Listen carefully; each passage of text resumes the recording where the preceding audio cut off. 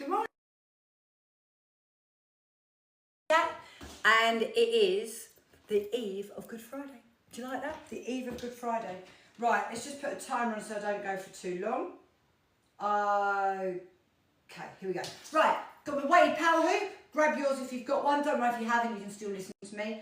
I'm going to place my hoop on. I'm going to zip up my tummy. Imagine, see this line here? I'm going to imagine that's a zip and I'm just zipping it up to engage my deep core and not bear down on my pelvic floor. I'm going to place my hoop on my lower back. I'm going to take one leg in front, turn my hoop away. Watch this back hand, watch, and launch and push my hips forward and back. Can you see? So I've got my tummy zipped up. I'm gently pushing my hips forward and back. This hoop is going around massaging my core muscles. In other words, my tummy's going because it's quite vigorous. And I'm breathing and talking to you. Sound good? Right, let's talk about this first and then let's have all the chat. This is a weighted power hoop. I have not put the weighted inserts in the hoop. I'm just using the weight of the hoop. The momentum of me pushing my hips forward and back and the weight of the hips makes this, the weight of the hips, the weight of the hoop, makes this go round and round. This is fantastic for working your deep core muscles. So the front, the side, the back of your body, strengthen your back. Really, really, really good. Clinically proven to help reduce your waist to hip ratio. If you're a person who carries a bit more weight around your middle, when you initially start hooping, I'm going to be honest, it's a bit harder, but long term, it's even more effective for you rather than me, who carries my weight sort of around my bum and thighs. But I love working my core, so this is fantastic. Really good for non-specific back pain. If you've got like PMT or anything like that, the thought of hooping would be like, oh God, no. But it really helps because when you exercise, it helps lower your pain levels. So that's really good. It's a natural pain reliever. Reasons not to hoop. Don't hoop if you're pregnant. Don't hoop if you've very recently been pregnant, and definitely not if you've had a cesarean. If you've got degenerative disc issues, prolapsed discs, don't hoop. And finally, if you're on blood thinning medication, don't hoop because obviously you're more prone to bruising. I don't tend to bruise easily on my body at all, but when I hoop, initially, when you first start, you feel bruised. But if you're a more delicate person, more sensitive to bruising, you might bruise. Don't get me wrong, on my face, if I ever have any aesthetics done, I bruise really badly, but bodily I don't. So it's just something to think about, okay? So that's what I'm doing, working my core. For me, this is really good to massage out my digestive system as well. So if I'm bloated or gassy, this really helps. So that's just something else to think about. Right, it is Thrilling Thursday. Is anyone else confused about the days? I am so confused what day it is, honestly. I got up thinking it was Friday, and then I realised no, it's Thursday. And then I've gone from having the busiest day ever to 2 PT clients for reformer cancelling at the last minute. I'm like, oh my God. So now my manic day has actually turned into a slightly calmer day. So there you go. Have you got plans for Easter? If you're watching in the UK, we've got Good Friday tomorrow, then obviously Saturday, then we've got Easter Sunday and Easter Monday. Do you celebrate Easter? Will you be having your hot cross buns tomorrow? And if you are, do you toast them or do you just like them buttered, non-toasted? Are you a toasted hot cross bun or a normal hot cross bun? I would love to know. It's a little bit, for me, that's a debate a bit like with scones, or do you call them scones? I'm a scone person, not a scone. And I'm a, if I'm going to have it, cream and then jam. Because to me, the cream's like butter and then you put the jam on. Whereas most other people are like, no, Emma, it's jam then cream. So there you go. We have 3 healthy debates today. Hot cross buns, toasted or non. Is it a scone or a scone? And do you do your cream or your jam first? There you go. How about that? A few healthy questions to, well, not actually that healthy, are they really? But everything in moderation, so it's all right. Yeah, so have you got any plans for Easter? I hope that you have. From a fitness point of view, you don't have to let it all go to pot because you've got family commitments, the kids might be off, you might be entertaining, you might just be sitting there stuffing your face with Easter eggs. You can come and join me. I am teaching tomorrow, Good Friday, 9:10 a.m. till 9:40, and we're doing something called the mashup. It's great. It's basically a mixture of all the things that I've taught in the week. in my online classes. So there might be a little bit of walk fit, there might be a little bit of Pilates, there's definitely some weights, there's definitely some core. So all you need to join that class is a set of dumbbells. And if you haven't got dumbbells, you could hold a couple of tins or a couple of bottles. That's it. There's always a way round. Yeah. So if you fancy coming to join me on Good Friday tomorrow via Zoom, you can join me from wherever you are. So whether you're home and away, whether you're on holiday, whether you're in this country, another country, you could come and join me. And then Saturday, I'm teaching Pilates, and my Pilates class is 9:15 till 10. So if you fancy a bit of either of those, let me know and I'll give you the details.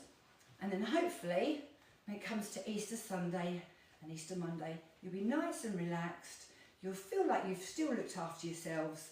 You've done something for your body, but you have a little couple of days downtime.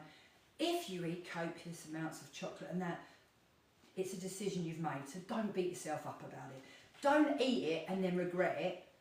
Decide. If you're going to do it, just do it and enjoy it. Beating yourself up about it just makes it all worse. Or if you're thinking, no, I'm going to have some, but I'm just going to practice a little bit of restraint and not have too much.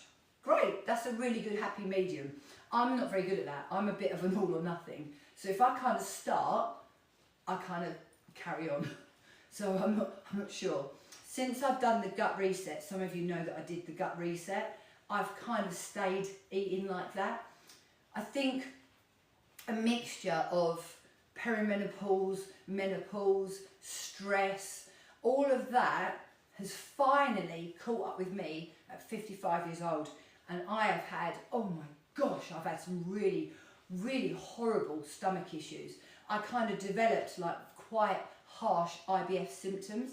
I don't know if it is IBS, but the symptoms are similar. Honestly, it's been awful. The pain, the bloating, it's been really, really bad. So I've had to take a very, very harsh approach. I mean, I cut out wheat, gluten and dairy, which was quite extreme because my sort of staple diet is Greek yogurt and sourdough bread, to be fair. So I cut all that out to try and help, still having some problems. And then I realised something and I thought, do you know what? My gut obviously needs healing. If you think about it, what we've done to ourselves over the years, for me, it was years and years of contraception pill use. That any medication you take long term has an effect on your gut lining. It really does. Sugar, I'm a sugarholic. I'm really, really bad. My general eating's good, but I have got a really sweet tooth. So too much sugar over many, many years affects your gut lining. Those of you who drink coffee on an empty tummy, not great for your gut lining. Then you think about your hormone fluctuations being all over the place. Guess what it affects? Your gut lining. And what else happens? When your gut health isn't good, what else isn't? Your mental and emotional health.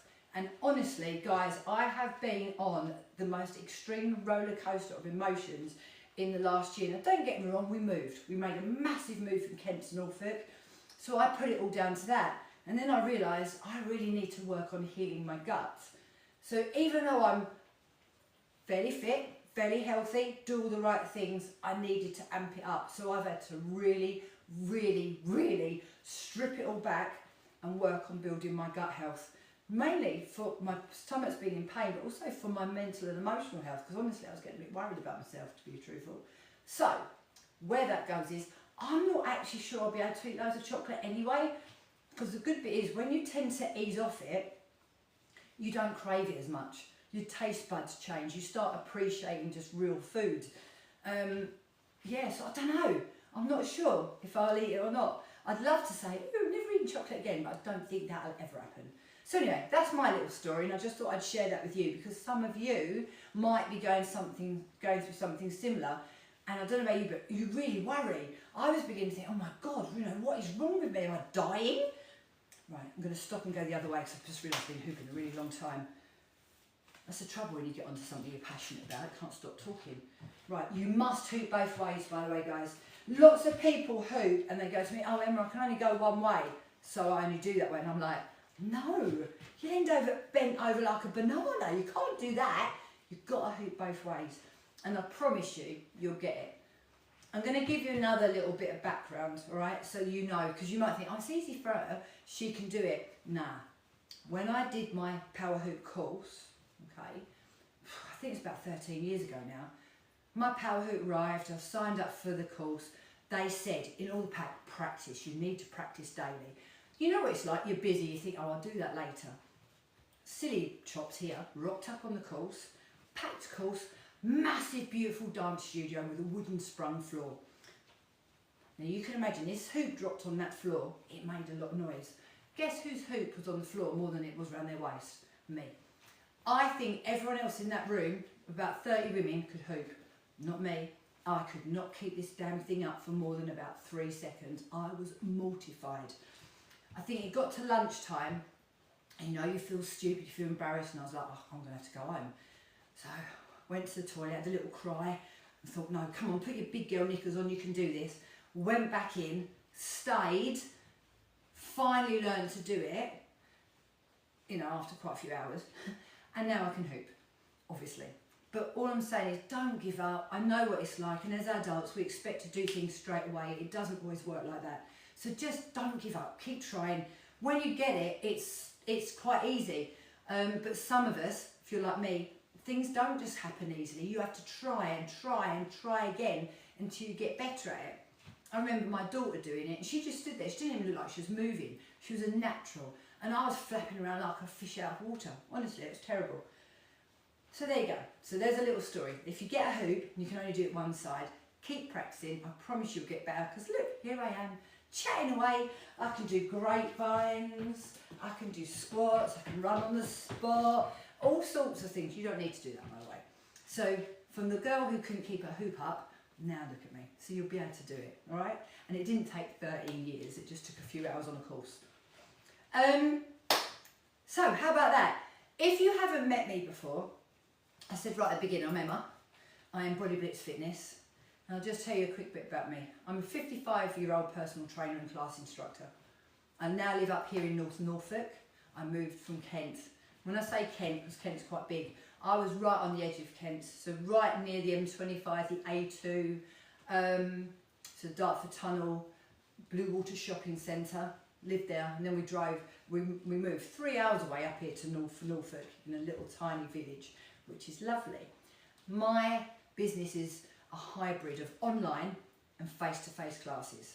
So if you've stumbled across me today and you think, oh, I like her, she's my sort of person, because you know what I mean, sometimes you listen to somebody and you're like, yeah, no, no, they're not my person, and others you're like, oh, I like her. So if I like her, even if you don't live anywhere near me, you can still come and train with me. I do the hoop and chat, I teach online Monday to Saturday via Zoom. But also, if you are anywhere near me up here, I live in Napton Village, that's quite near to North Walsham, Munsley, Cromer, that sort of area. And I do walk fit silent disco, I do Pilates, kettlebells, face-to-face, all those sort of classes. But I also do all of it online. Obviously not walk fit silent disco, but I do walk fit. So if first time you've met me, I'm also incredibly honest with you, because especially these days on social media, you only see a perfect picture of someone's life. You know, it's like, how many times do you do it? Do you do this? You get a picture taken of you. I have to have about 20 before I'll have one that I might like. So I'm only going to post the one I like. So do you know what I mean? You get a very filtered view of life, whereas I'm come here and I'm like, once I start talking, I'm just like, and it all comes out. But I think it's important to be honest, because there's a lot of people out there that are very aesthetically pleasing, and some of them, not all of them, some of them are just genetically blessed. I'm not genetically blessed. I have to work. I have to train hard. I have to eat well. I have to hydrate. I really have to look after myself, and still things go wrong. Like my gut health has been awful. I've been personally insulted by my body. I'm like, are you kidding me? I know other people who drink like fish, stuff themselves, don't exercise, they seem as healthy as anything. There's me trying to do everything right, and my stomach's been in agony. However, what state would I be in if I wasn't looking after myself? So being healthy and fit and looking after yourself and trying every single day is really, really important. But we're not all perfect, especially at the moment on Instagram. You can see I've got reformers here. I teach reformer Pilates as well. There's so many reformer princesses, and don't get me wrong, they look gorgeous. Gorgeous. Lovely outfits, perfect hair and makeup, moves that you look like an acrobat or a gymnast. That's not me. It's never going to be me. But it can make a normal, general, normal woman feel a little bit crap. So although it's aesthetically pleasing to your eye, you know you're not necessarily ever going to be, some of you will, but you're not going to be like that. So I like to just be quite honest and open and talk to you and say, no, I'm never going to be a Pilates princess. I do teach loads of Pilates, and I teach reformer, and I teach personal training, and I do all of those things, but I'm very honest with you.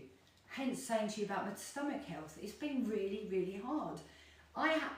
Perimenopause absolutely kicked my ass. Some women go through it so naturally and so easily, you know, just a lovely, easy move, transition from where they were. Me, I think I had every single poxy perimenopausal symptom going, and then a few that I didn't even know exist. I swear to God, I was like, are you kidding me? What the hell? And mine started at 34 years old. So I had 10 years of absolute hell, where the doctors were like, no, you're too young and all this stuff, until we found out that I was actually very fully right in it. I mean, I used to get the hot flushes, but the night sweats. Oh my God, I started having panic attacks. I remember being in Blue Water Shopping Centre with my daughter Christmas shopping, having a bit of a panic attack overheat, throwing all the bags on the floor and like literally, not stripping off naked obviously, but stripping off my coat, getting me back. I had a crossbody bag on, I had it stuck around my neck. She had to get me out of it. Honestly, it was mortifying. And we won't even go to the more personal problems. Let's just say vaginas like the bloody Sahara Desert. And these are things that not everyone talks about. It was a shock, I tell you. Anyway, I digress. What I'm trying to say is, if you like me, if I'm your person, I'll always be honest with you. I'll also be here to support you as much as I can. I'll be your biggest cheerleader, and I'll just be really happy that you're making some moves to be the fittest and healthiest and happiest version of you. And that's it. So I think I've probably hooped long enough. Should have done more or less about the same amount on the same side, each side. I really feel my core muscles now. And thanks for watching. If you managed to make it to the end, I'm well impressed, because I've been talking to you for 17 minutes. Thanks for watching. If you think that I might be your person, give me a little follow. I check in. I used to do the hoop and chat every day, but life's got a little bit busy, so I try and do a hoop and chat at least a couple of times a week. Keep coming back to my page. I'll put information up, and if you fancy coming and joining me, just drop me a DM, comment, or just follow along until you feel you're ready, and I'll really look forward to seeing you soon. All right? Have the best Easter.